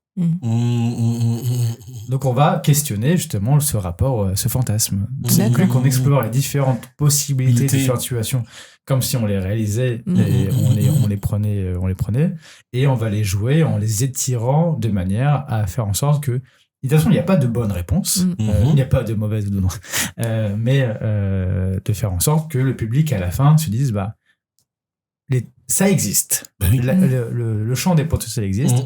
Comment est-ce que ça pourrait être fait ? Et c'est pareil, si on va dans un truc morbide, je voudrais tuer mon patron, ce qu'on y reste souvent, ou ma belle-mère, très très souvent. Et quand on étire aussi ce truc-là, une fois que tu l'as fait, qu'est-ce qui se passe ? C'est quoi après ? Une fois que tu l'as fait, comment toi tu te sens après avoir tué quelqu'un ? Comment est-ce que ta famille ça se passe ? Le patron, c'est pareil, une fois que tu l'as fait, C'est bien, t'as fait un déchaînement de violence, mais bon, est-ce que tu restes dans ce truc-là? On peut aller toucher aussi la psychopathie. C'est un peu aussi comme le manga My Home Hero. J'en avais déjà parlé sur My Home Hero. C'est l'histoire d'un. J'essaie toujours d'avoir un manga dans ma tête, mais c'est l'histoire d'un mec qui tue le petit ami. Enfin, pas le petit ami, mais en tout cas un mec qui couchait avec sa fille, mais en fait au début c'était un harceleur, et ce mec là en fait c'est un mec de la mafia. Il le bute avec sa femme et il l'enterre sous le pot de chez lui, quoi. Donc le corps sous le pot, enfin il a un gros arbre, une sorte de gros ficus, et en fait tous les deux ils le découpent en morceaux et puis ils le mettent à l'intérieur pour le cacher. Et au début, il avait, dans la première histoire, il imagine ça, et quand il voit qu'il harcèle et qu'il commence à battre sa fille, son sang ne fait qu'un tour et il le bute. Et c'est un peu ça, et donc là, vu que dans le manga, c'est la suite, c'est comment ça se passe. Ensuite, il y a toute la mafia qui recherche le fils, ils sont suspectés et tout, mais lui, c'est un salaryman, il fait sa vie, de temps en temps il y en a qui viennent de l'embêter parce qu'il y a de plus en plus de soupçons sur lui, et c'est un peu ce qu'on fait sur Fantasme, c'est une fois que tu l'as fait, comment ça se passe après. Donc ça questionne sur le fait de le faire ou de ne pas le faire. Et ouais, mais c'est une croisée de chemin. Ouais, complètement. Et tu dis comment ça s'appelle ton manga? My Home Hero.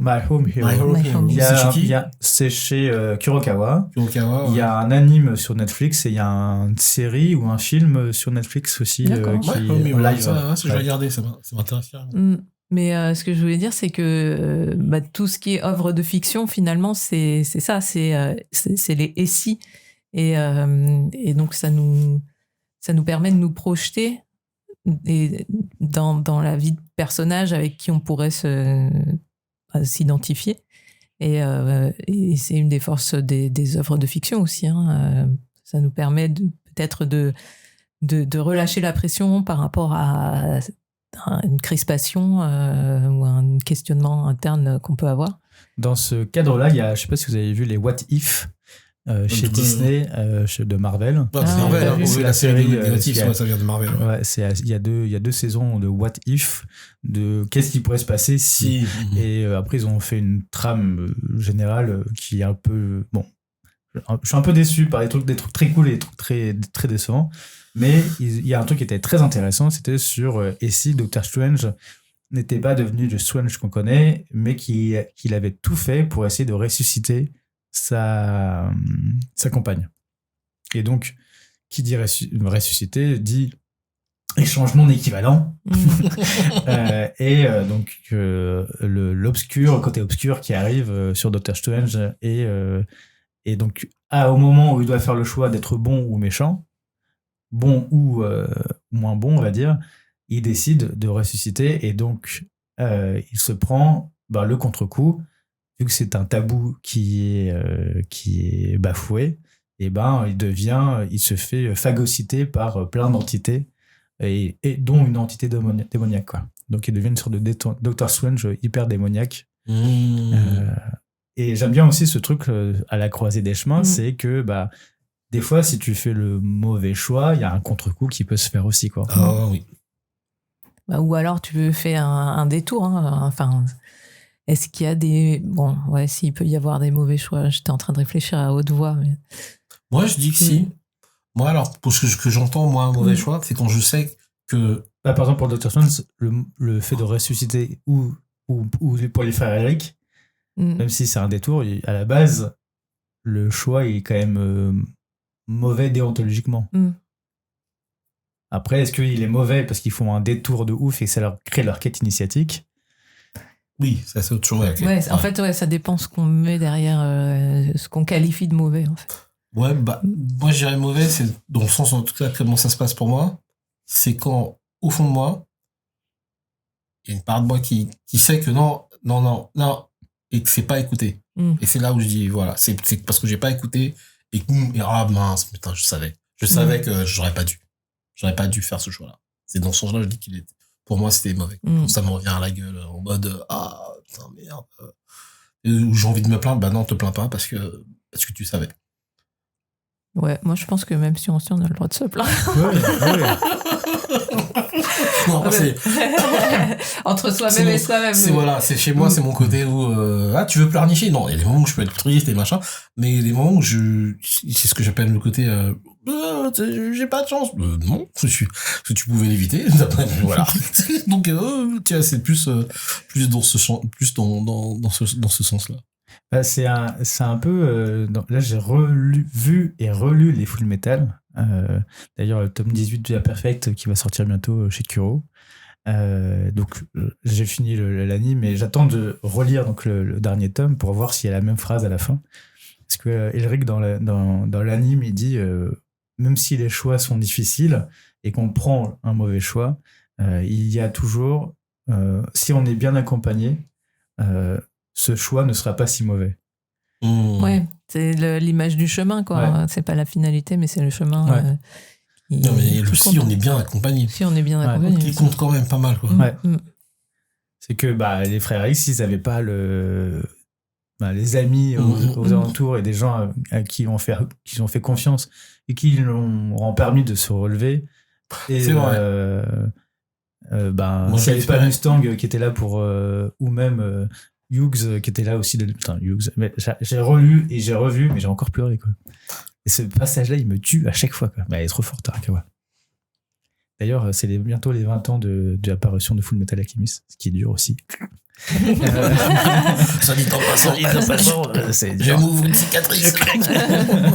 Mais oui, mais là, sur ça, c'est ce côté-là où, sur le choix qui est fait au moment où ils prennent la décision de se dire allez, et si on récitait notre maman et qu'ils se disent et qu'après ils apprennent que en fait ce qu'ils ont fait ce n'est même pas leur maman, donc ils ont perdu leurs membres pour rien, entre guillemets. Enfin, ce moment-là est hyper dur. Ouais. Ah ouais, quand même. Faut revoir Full Metal.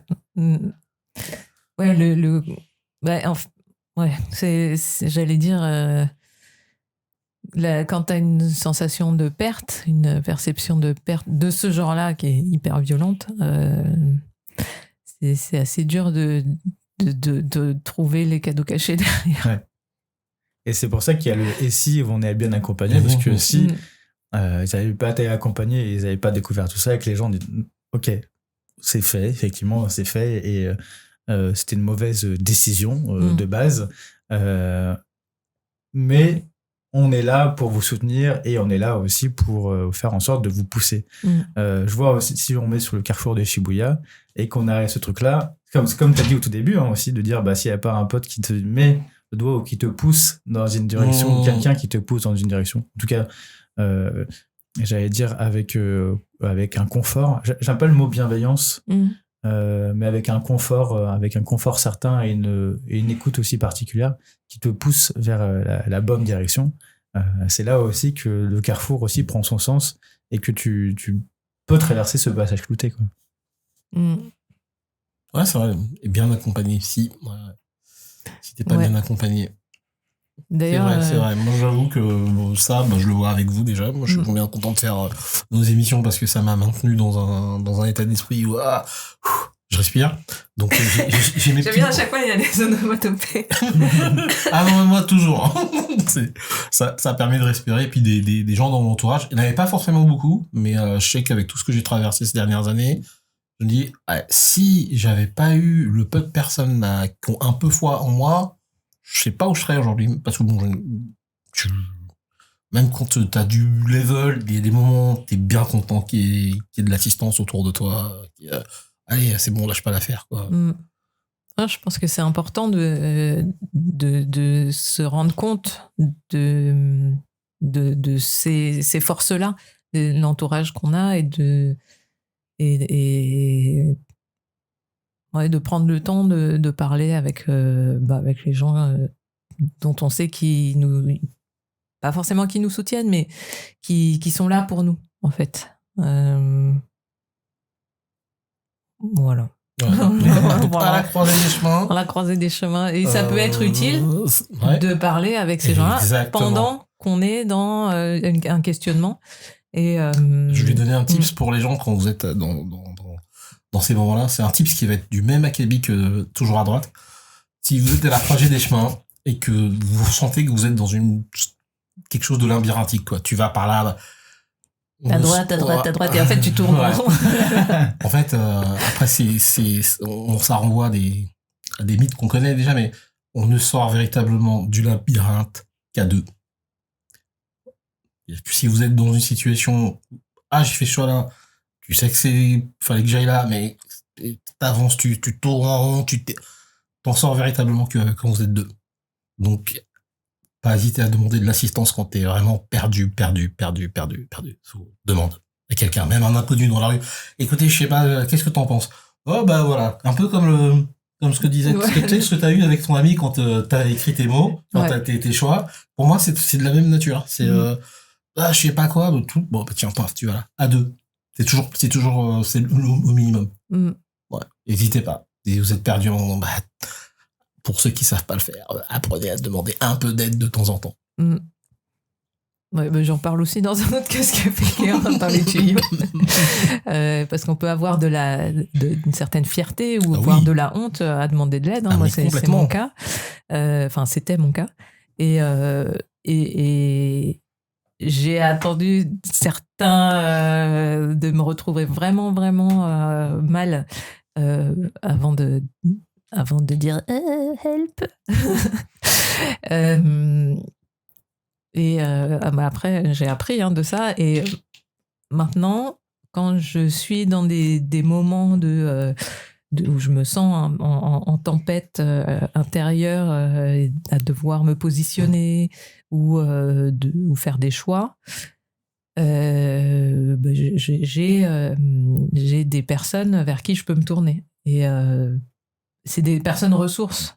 Et il y en a une, c'est une amie, et je vais pas la questionner en mode coaching, mais quand je la vois, on va parler de diverses thématiques, et je sais que à chaque fois qu'elle va me dire quelque chose, je suis tellement en confiance avec elle. Enfin, je sais même pas si c'est de la confiance, mais elle peut me dire tout ce qu'elle veut, je vais le considérer. Je vais pas le rejeter en bloc, je vais accueillir ce qu'elle me dit, et je vais le processer. Après, je vais pas forcément. Elle me donne rarement un conseil, mais elle va plutôt me questionner ou constater quelque chose. Par exemple, elle va me dire, là, je me rends compte que tu te plains de tel truc, mais tu te positionnes pas. Qu'est-ce que tu veux en réalité? Et ça peut être ce genre de choses. Des fois, ça peut être un effet miroir qui pique un peu, mais quand ça vient de sa part, c'est vraiment, c'est vraiment tranquille, le process. Et c'est pareil quand je vais consulter une thérapeute que je consulte régulièrement quand ça va pas. Comme on a fait plusieurs séances ensemble, j'ai pas besoin de raconter ma vie du début à chaque fois. Je lui dis, voilà, aujourd'hui, c'est telle thématique, il y a un peu de brouillage dans mon cerveau. Je suis un peu dans une période de forte oscillation émotionnelle où des fois je suis un peu euphorique, des fois j'ai le moral dans les chaussettes. Bon, c'est fatigant. J'ai besoin de votre aide pour m'aider à prendre du recul et pour m'aider aussi au final à prendre une décision et à acter et à faire à poser un acte, à minima une intention, mais le but en général quand je la consulte, c'est pour passer à l'acte, pour me positionner dans la vie réelle. Mais ça, je l'ai appris en me prenant quelques murs, en me cassant la figure plusieurs fois, et en ayant des prises de conscience aussi sur mon propre fonctionnement, parce que je pense qu'on a tous des chemins différents et des manières de fonctionner différentes, et que là, je vais rejoindre Flavien sur l'expérimentation, quoi. c'est comme ça qu'on apprend aussi. Non, mais je vais aussi dans ton sens. Je vais juste rajouter je vais encore encyclopédie manga. C'est dans l'expérimentation et d'apprendre et de dire bah ouais, je vais apprendre à demander de l'aide. Je vais reprendre Frieren. Dans Frieren, elle a fini sa quête et ça se passe 30 ans après sa quête. Et pour Frieren, le temps est long et elle profite des choses. Et des fois, elle ne comprend pas le sens pour les humains de dire bah ils se questionnent toujours, etc. C'est bon, on a le temps de le faire. Et en finissant sa quête et en comprenant que c'est un humain, donc Himmel, comme il l'appelle, Himmel le bon, le brave, lui, il l'a questionné à chaque fois. Et pourquoi tu fais ça ? Qu'est-ce qui t'intéresse ? Pourquoi tu devrais faire ça ? Parce que en voyant ce que tu fais, ça serait intéressant, mais sans mettre d'injonction. Et elle s'est dit, mais il m'a vachement questionné, il m'a remis en cause les 20 ans que j'ai passé avec lui. C'était court en fait pour moi parce que c'est 20 ans et dans une vie d'elfe c'est rien, mais ça m'a complètement changé.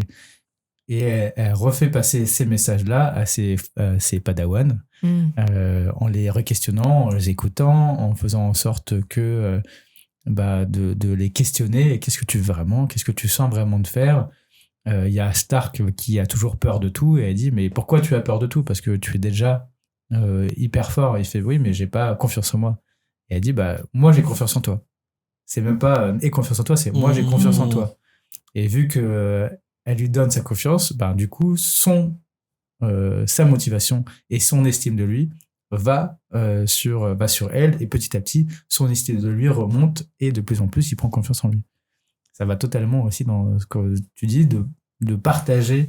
Et ce que tu dis aussi, Wallo, de partager de plus quand justement on a un choix difficile à faire, de partager le plus de choses quand avec des personnes qui sont complètement à l'écoute. Et d'ailleurs, je sais pas trop quel est l'âge de nos auditeurs, mais au fur et à mesure qu'on parlait, je me disais, alors quand on est jeune, on est très influençable influencé par les attentes qu'on perçoit de la société, de nos parents, notre entourage, et on va peut-être donner plus d'importance à ça et au fur et à mesure apprendre à s'écouter, à donner plus d'importance à nos propres ressentis, à nos propres valeurs, à nos propres apprentissages.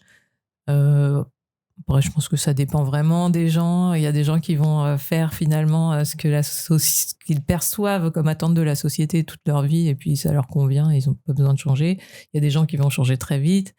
Mais c'est intéressant de constater ce va-et-vient entre ce qu'on perçoit de la société, ce qu'on perçoit de soi-même, enfin, l'apprentissage qu'on a de nos propres fonctionnements, nos propres envies, nos propres ce qu'on a envie de faire de cette vie. Je ne sais plus où je voulais en venir, mais je juste constater ça, en fait, qu'il y a une évolution tout au long de la vie. Et finalement, je pense que se mettre une pression sur les choix, c'est plus... c'est pas nécessaire. Pour reprendre un petit peu ce qu'on disait tout à l'heure sur les mauvais choix, alors s'il y a des choix où déontologiquement c'est hardcore, c'est autre chose. Enfin, est-ce que tu dois tuer quelqu'un ou pas? La réponse c'est pas éviter quand même. Mais sur des choix plus qui n'impliquent pas la vie de quelqu'un ou le bien-être de quelqu'un. Enfin, tu vois, moi aussi, quelqu'un me dit je sais pas, un tel par exemple, j'ai un chien, il m'énerve, je vais le taper. Non, en fait, il y a des choses. Ça, on rejoint la question de déontologie. Mais donc, hormis ces limites sur tout ce qui est d'ordre choix de cheminement dans le professionnel ou choix dans dans la vie amoureuse, le plus important à chaque fois, c'est d'écouter les différentes voix qui s'expriment en nous. Et si on a le temps de le faire, c'est intéressant de prendre conscience qu'on a différentes petites voix qui s'expriment. Et ça me permet d'ailleurs d'évoquer un autre podcast qui est le podcast Toucher les étoiles de Julie Laroche. C'est des formats assez courts. Et ce matin, justement, j'ai écouté son podcast sur la thématique, un peu sur, je crois que ça s'appelle pas la croisée des chemins, mais c'est presque ça, c'est cette période de changement.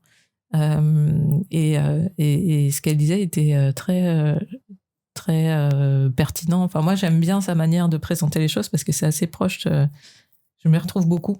J'allais dire, c'est assez proche de ma manière de penser, mais c'est plutôt proche de ma perception de la vie. Et j'ai encore perdu le fil de ma pensée. C'est ma journée de fil d'Ariane, tu sais, d'absence de fil d'Ariane. T'étais partie de je sais pas quel est l'âge de nos auditeurs. Oui, voilà. Ouais, il y avait ce truc-là au départ. Ouais, mais ça, c'était par rapport au prendre des décisions, la prise de décision à travers le temps, enfin au fil du temps. Ok. Que la prise de décision varie et que quand on est jeune, on peut être plus influencé par l'extérieur. Donc ça, c'est le sujet est clos. Et après, c'était qui se retrouve pas dans ses propres la croisée des chemins dans ta tête. La croisée des chemins. Attends, Julie Laroche. Je sais plus. Ce que t'as écouté, j'ai écouté ce matin. Ce que t'as écouté ce matin, voilà. Qui va aussi dans le sens. Dans ce sens-là. Dans ce sens d'écouter les différentes, nos différentes petites voix, quoi, nos différents. En fait, ça peut être nos peurs, ça peut être nos espoirs, ça peut être plein de choses. Et finalement, plus il y a d'enjeux dans quelque chose, plus les petites voix, je pense qu'elles peuvent être nombreuses et puis elles peuvent être en conflit. Genre, y a, ça, ce serait vachement bien. Oui, mais blabla. Je trouve ça rigolo de se dire que il y a un débat interne qui peut se mettre en place, mais c'est ok. Et toi, t'es avec ça, ouais. De prendre le temps aussi de débattre en interne, quoi. J'avais plus ce souci-là quand j'étais plus jeune et que j'ai moins, en fait. C'est qu'avec le temps, quand on parlait de répétition, notamment ce que tu disais tout à l'heure, Flavien. Mais j'ai vraiment vu qu'avec... Il y a eu deux choses, en fait. Il y a autant avec quand j'étais plus jeune, je prenais des bonnes décisions de manière très intuitive. Et c'était les bonnes. En grandissant, j'ai commencé à apprendre à douter un peu trop parce que je réfléchissais trop. Et du coup, ça a créé des conflits entre la décision instinctive et la décision, ce que j'appellerais rationnelle. C'est ça qui est souvent entré en conflit, qui a créé un schisme, je dirais même un très gros bordel, parce qu'il y avait toujours entre est-ce qu'on va plutôt être en mode de pensée rationnelle ou est-ce qu'on va plutôt écouter ce que dit l'instinct, mais en même temps, ça tournait en rond. Et avec le temps, en devenant plus clair, parce que j'ai exploré davantage, donc par mes formations et puis même par des lectures, ce qui se passait comment ça fonctionne dedans. C'est vraiment par là que ça passe. C'est comment est-ce que ça fonctionne? Qu'est-ce qui fait que j'ai un conflit?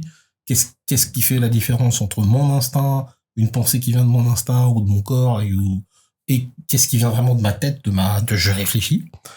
Et ça, avec, je l'ai tellement répété, parce que c'est, quand t'as parlé de répétition tout à l'heure, je disais, ouais, bon, je crois que j'ai pas tant répété que ça, moi. Mais en fait, je me rends compte que j'ai tellement, à la différence de ton gars, j'ai tellement répété d'erreurs, d'absence de choix, enfin, ouais, je choisis pas, ou au final, je demande des conseils en plus. Et puis, j'ai tellement de fois écouté des conseils d'autres en me disant oui, on va écouter la voix de raison, qui me convenait pas, qu'à un moment donné, c'est bon, tu vas apprendre un truc là, tu vas apprendre à assumer tes décisions et tes choix, même si c'est pas ça. Et ça, c'était vraiment, ça a été les dernières années. Et moi, ça a commencé. Alors, on sort un peu du manga là. ça a commencé avec des lectures de Carlos Castaneda, qui tout d'un coup, j'ai eu ça devenait clair. Je dis, mais attends, ok, ça vraiment a commencé à asseoir cette manière de dire, écoute, je vais voir ce qui se passe dedans. Finalement, les choix, je crois que c'est un chapitre, ça s'appelle Assumer la pleine responsabilité de ses actes. Voilà. Au moins, c'est clair. Voilà. Et je crois que ce passage-là, quand je l'avais lu, parce que je crois que j'avais pas trouvé d'équivalent dans le manga où c'était dit d'une manière, voilà, c'est la façon dont c'était dit dans le manga. On avait un peu de ça dans le côté destinée qu'on peut trouver dans Hokuto no Ken, où tu peux pas transcender ta destinée, donc quoi qu'il arrive, t'as choisi, t'es un maître du Nanto, je sais pas quoi, tu resteras sur ça, ou tu fais un choix, mais tu dois l'assumer jusqu'au bout, que tu sois un Raoul ou ce que tu veux. Ouais, moi j'ai pris la décision que ça allait se passer comme ça, et le fait d'assumer pleinement la responsabilité de son acte, et ça va un peu aussi à Monster. Ah, ben voilà. Dans Monster, il y a cette notion-là qui est abordée. Bah, Monster, je suis plus sûr rappeler. Bah, après, peut-être que je sais pas trop ça, mais dans peut-être Monster, que si. Vas-y. Le Tenma, il fait la chirurgie sur un gamin et il lui enlève une balle qui est dans la tête. Et il se rend compte que ce gamin va devenir un tueur psychopathe et qui va tuer tout le monde. Et qui, derrière, il y avait les jeunes embrigadés socialistes nazis, quoi, et qui se dit, en fait, j'ai créé un monstre. Et donc, il se met en tête et il assume le fait de l'avoir redonné une vie et que maintenant, c'est à lui de lui donner la mort. Et c'est tout ça. Et c'est toute son enquête sur qui est Johan et de voir toutes les horreurs qu'il a fait. Avoir un peu de l'empathie, de savoir comment il est, comment il communique, et de se mettre un peu dans cette peau d'assassin pour pouvoir, lui, à son tour, réparer, entre guillemets, ce qui lui justifie comme une erreur, qui justifie aussi l'histoire, mais sa quête aussi, et que vu qu'il affirme qu'il a créé un monstre, qu'il a recréé un monstre, et donc il va assumer son choix de je lui prends la vie, quitte à devenir un assassin, quoi. Ouais, c'est ça. Pour moi, question déontologique bien sûr, est hyper intéressante aussi sur tous les points de vue. C'est ce que j'ai trouvé d'intéressant, en tout cas, dans cette notion de facile. Qu'est-ce qui devient plus facile pour moi de choisir ou de prendre une décision? C'est comme ça que ça s'est marqué. Alors, c'est vrai qu'on est un peu hors manga, mais ça a été vraiment ce truc-là, assumer la pleine responsabilité de ton acte. Voilà. Ouais, j'ai fait t'assume. Et jusqu'au bout. Mais pleinement, quoi. C'est pas juste, ouais, je suis un peu, puis je vais, non, il y a des conséquences, voilà. Donc, mais j'irais même un chouï plus loin. Des fois, alors moi, je dis des fois, mais parce que ça m'est arrivé, on décide d'accepter de laisser le pouvoir à l'autre. C'est-à-dire qu'il y a quelqu'un qui va dire, c'est ça qu'il faut faire. Toi, t'es pas forcément d'accord. C'est toi qui dois faire. Qui est au premier, dans les premières lignes, on va dire. Mais, et là, tu as le choix de dire, non, je suis pas d'accord, je propose qu'on fasse autrement, ou tu peux dire, ça me convient pas, mais je ferme ma bouche et d'accord, et je le fais. Moi, j'ai expérimenté les deux. Le deuxième est finalement plus inconfortable que le premier pour moi. Mais dans les deux cas, c'est plus confortable de l'assumer. Même dans le deuxième cas, dire, j'ai décidé de laisser le pouvoir à telle personne et de faire quelque chose qui ne me correspondait pas. Ça ne me correspondait pas. J'ai choisi de ne pas le dire. Et je vis cet inconfort, mais j'ai choisi j'ai choisi ça, donc je l'assume. Je refais encore un autre rapprochement avec un autre manga qui s'appelle Born to be on Air, de Hiroaki Samura. Heureusement que Fabien est là. Il fait encyclopédie. Je sais que t'aimes pas Hiroaki Samura, ça y est, pour plein de raisons. Ça dépend. J'aime La mi-temps d'infini, mais après il y a d'autres choses que j'aime pas. Qui est bizarrement qui n'a pas été mis en valeur sur à Angoulême. C'était que sur Habitants de l'Infini, parce qu'il y a Hiroaki Samura, si on creuse un peu, il a fait des trucs pas très cool non plus. Mais dans Born to Be on Air, que je trouvais excellent, c'est l'histoire d'une nana qui assume ses choix et qui au début se repose sur quelqu'un qui va lui dicter un peu ses choix, et à bout d'un moment, elle en a marre et elle prend ses aises, quoi. Et en gros, dans l'histoire, c'est que il y a un gars qui l'entend à côté, dit toi tu devrais faire de la radio. Et elle raconte une histoire, elle dit moi je ne peux plus me reposer sur quelqu'un, et elle raconte l'histoire, et elle a une telle verve et une telle fraîcheur que le producteur, il fait raconte ça à la radio. Et elle raconte à la radio, et elle a tellement cette gouaille et cette gouache que elle est prise complètement pour faire de la radio et pour raconter des histoires soit écrites ou soit qu'elle écrit. Et petit à petit, c'est sa naissance de cette sorte de rockstar de la radio, où au début, elle se dit qu'elle se reposait aussi sur le producteur de la radio, mais petit à petit, elle comprend que ce qui fonctionne, et c'est ce que lui aussi croit, c'est son potentiel à elle. Et il dit, moi, ce que je veux produire, c'est ton potentiel. Donc, il ne faut pas que tu te reposes sur moi, il faut que tu te reposes sur toi, ton potentiel. Et c'est toi la star de la radio.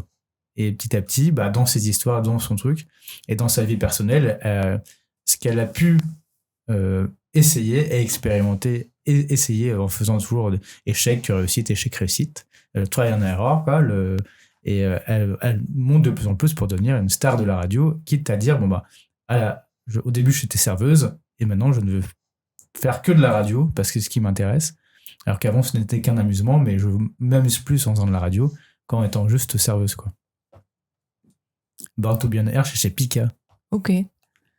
Moi, je connaissais pas ce titre. Je crois que j'ai dû le feuilleter. Ça me rappelle un lointain souvenir. Bref. Alors, pour finir cette émission qui a duré plus d'1 heure, j'aimerais que chacun de nous dise aujourd'hui, après un parcours d'expérimentation, de prise de décision, tout ça, aujourd'hui, comment chacun prend des décisions. Quel est ton, Flavien, pour commencer par toi, quel est ton mode de prise de décision alors ça rejoint un petit peu les discussions qu'on avait eues sur suivre son cœur, tout ça. Mais très concrètement... Mais si je me retrouve à Shibuya, qu'est-ce que je fais, ça? Si tu te retrouves dans un carrefour avec plusieurs pistes, qu'est-ce que tu fais? Le premier truc, est-ce que j'ai un peu délaissé, donc en même temps c'était un peu cathartique ce qu'on a fait aujourd'hui. Ce que j'ai un peu délaissé, c'est de suivre mon amusement, de m'écouter et de suivre mon amusement. Qu'est-ce qui m'amuse le plus dans les différentes possibilités qu'il y a? Qu'est-ce qui m'amuse le plus de faire et qu'est-ce qui est en accord avec mes valeurs? Et c'est sur quoi maintenant je prends mes décisions. Ça fait quelques jours, parce que comme j'ai dit, j'avais un peu oublié ça, parce qu'il y a plein de trucs qui sont arrivés. Et ces temps-ci, je me suis dit, maintenant je vais me mettre, quand j'arrive à ce carrefour-là, je vais prendre ce qui m'amuse le plus et ce qui est en accord avec mes valeurs. Et vu que c'est en accord avec mes valeurs et sur ce quoi j'entreprends et sur ce quoi je sais que je suis, je vais dans ce sens-là. Ok. Et toi, Walou? Moi, je dirais que ce qui, aujourd'hui, là, la prise de décision, c'est comme je suis plus au clair avec qui je suis. Si je me mets dans la situation où je suis à un carrefour, il y a plusieurs possibilités. Je vais la croiser des chemins. Je vais suivre. Il y a ma ligne de conduite. Qu'est-ce qui va être, comme je vous l'ai dit, ma ligne de conduite ça va être surtout l'inconnu. La solution que je cherche, ce qui va me décoder, qui va me guider, ça va être l'inconnu. C'est là où c'est le plus inconnu possible que se trouve la solution que je recherche. Intéressant. Voilà. Et pour ça, je vais quand même attendre que l'univers, la vie, appelez ça comme vous voulez, envoie un signe. Il y a ma décision de ça, mais le passage à l'action, c'est parce que la vie va envoyer un truc, une synchronicité, un truc, et dès que je vais voir ce truc-là, je vais y aller. Tranquille. Je vais beaucoup moins douter que je ne pouvais douter avant, parce que j'avais déjà des signaux, mais je réfléchissais, oui, mais Mais la grande différence, c'est que comme je suis beaucoup plus au clair avec qui je suis moi, bah, c'est plus facile pour moi, je dirais, de voir en fait, les choses et donc de prendre la décision, sachant que là où il y a de l'inconnu, dans le cas où je ne sais pas où je dois aller, on est bien d'accord, là où c'est le plus inconnu, c'est la voie que je vais suivre. En acceptant que... Et parce que je vais accepter tout ce qui va se produire, qui est pas sous mon contrôle, voilà. Ok, c'est super intéressant. Et toi, ça y est? Moi, alors j'avais bien aimé le fait de prendre du temps et de me projeter dans chaque piste et surtout de ressentir comment je me sens dans mon corps à ce moment-là. Et je vais rentrer dans les détails, ça va être comment je respire. Est-ce que l'air est bon pour moi à cet endroit, à l'endroit, dans les bureaux, dans les locaux par exemple d'une société ou d'une autre. Est-ce que quand je me projette, dans la personne que je deviens, qui je suis, qui est la Saé de genre 1 an plus tard, 6 mois plus tard. Mais surtout, vraiment, c'est mon ressenti corporel aujourd'hui qui compte. Et actuellement, je suis dans une période un peu de croisée des chemins. Et je prends le temps d'écouter des différentes petites voix qui disent, qui argumentent, qui disent ça c'est cool. Ouais, mais moi j'ai peur de ça. Enfin voilà, il y a un petit dialogue intérieur qui se fait. Et comme j'ai constaté aussi de fortes oscillations émotionnelles et des phases de doute, j'ai une séance avec une thérapeute bientôt là, chose que je n'avais pas fait par le passé dans les périodes de comme ça. Donc là, je crois que je suis en mode optimal. Et les signes aussi, je note les signes parce qu'ils sont trop étonnants. La manière dont ils arrivent est assez bluffante. Donc je prends note. Je me dis, je vais voir. En même temps, je pense que s'il n'y avait pas ces signes, en fait, ces signes me rassurent un peu par rapport à certains petits pas que je fais. Et s'ils étaient là, je pense que mes doutes parleraient un peu plus fort. Donc je prends tous ces paramètres. Je mets beaucoup d'attention sur mon ressenti corporel. En enregistrant un casse départ il y a pas longtemps, justement sur la notion, enfin sur le fait de se faire accompagner. J'ai une prise de conscience en direct. Donc ça, c'était vraiment très marquant pour moi d'avoir cette prise de conscience. Donc c'est en gros avec un gros clignotant dans ma tête, genre ne pas oublier ça. En l'occurrence mes peintures. Donc, faire des choix sans oublier ce paramètre-là que j'ai vraiment pas envie de mettre de côté, parce que aussi j'ai la notion de si je vais vers des choses où je suis dans un inconfort corporel, ma sclérose en plaques pardonne pas. En fait, je perds ma mobilité. Et donc là, je voulais parler de la notion de stop. Voilà, c'est mon corps qui dit stop. Donc, je fais attention à tous ces paramètres-là et je prends mon temps. Voilà. Donc vous avez écouté différents conseils et différentes recettes que vous pouvez prendre quand vous êtes à la croisée des chemins. Comme on le voit, il y a 3 choses différentes, 3 conseils différents. Il en existe plus que 3. Donc tournez à droite, par exemple. Donc prenez le chemin qui vous anime le plus. Et sur ça, on va terminer ce casse-départ spécial croisée des chemins.